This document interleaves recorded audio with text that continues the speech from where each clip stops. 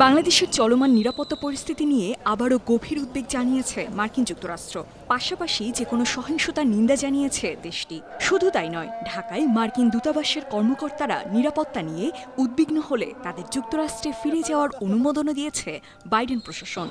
মার্কিন পররাষ্ট্র দপ্তরের মুখপাত্র ম্যাথিউ মিলার এসব কথা বলেন।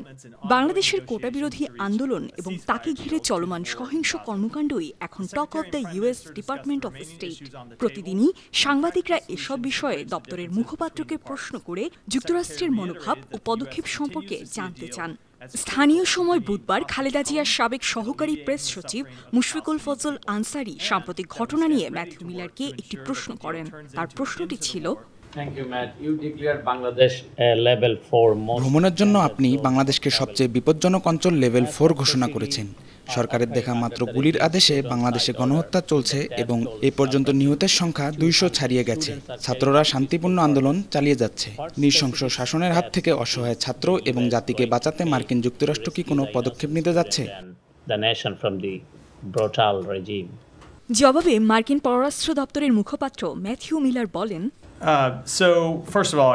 প্রথমত, আমরা বাংলাদেশের চলমান নিরাপত্তা পরিস্থিতি নিয়ে আবারও আমাদের উদ্বেগ স্পষ্ট করেছি। আমরা অন্যদিন ঘোষণা করেছিলাম, ঢাকায় আমাদের কর্মীদের নিরাপত্তা নিশ্চিত করার জন্য সব বিকল্প পথ অনুসন্ধান করছি।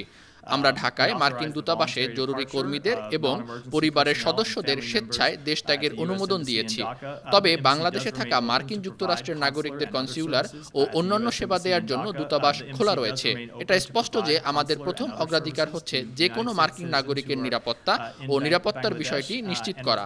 মার্কিন নাগরিকেরা তাদের নিরাপত্তা নিয়ে উদ্বিগ্ন হলে বা এ বিষয়ে তাদের উদ্বেগ থাকলে তারা যদি আলোচনা করতে চান, তাহলে তাদেরকে আমরা আলোচনার জন্য আমাদের দূতাবাসে যোগাযোগ করতে উৎসাহিত করছি। মুশফিকুল ফজল এ সময় ঢাকায় মার্কিন দূতাবাস পূর্ণাঙ্গ কার্যক্রম চালাচ্ছে কিনা তা জানতে চান।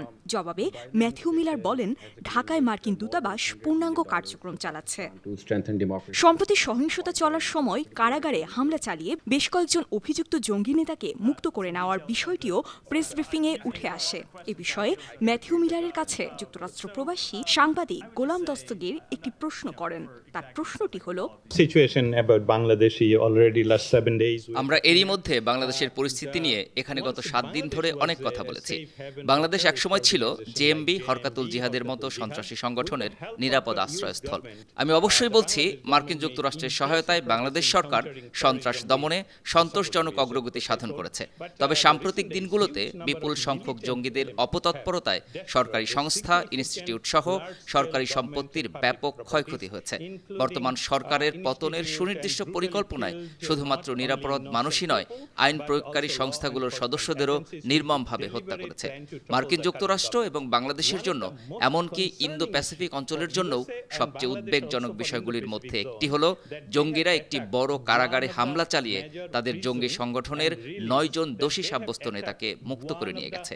এসব জঙ্গি নেতাদের বাংলাদেশের সন্ত্রাসী কার্যকলাপের অন্যতম থিঙ্ক ট্যাঙ্ক ও মস্তিষ্ক হিসেবে বিবেচনা করা হয়ে থাকে। সাম্প্রতিক সহিংস কার্যকলাপের পরিপ্রেক্ষিতে, যেখানে জঙ্গিদের তৎপরতার পাশাপাশি সরকার বিরোধী রাজনৈতিক দলগুলো ব্যাপক ধ্বংসযজ্ঞ চালিয়েছে, সেখানে স্টেট ডিপার্টমেন্ট কি বিশ্বাস করে যে এই পদক্ষেপ বাংলাদেশের সন্ত্রাসবাদকে বাড়িয়ে দেবে? বাংলাদেশে স্থিতিশীলতা বজায় রাখার পাশাপাশি এবং এই সন্ত্রাসী হুমকি মোকাবিলার জন্য মার্কিন যুক্তরাষ্ট্র কিভাবে বাংলাদেশ সরকারকে আবারও সমর্থন করার পরিকল্পনা করছে? জবাবে মার্কিন পররাষ্ট্র দপ্তরের মুখপাত্র ম্যাথিউ মিলার বলেন,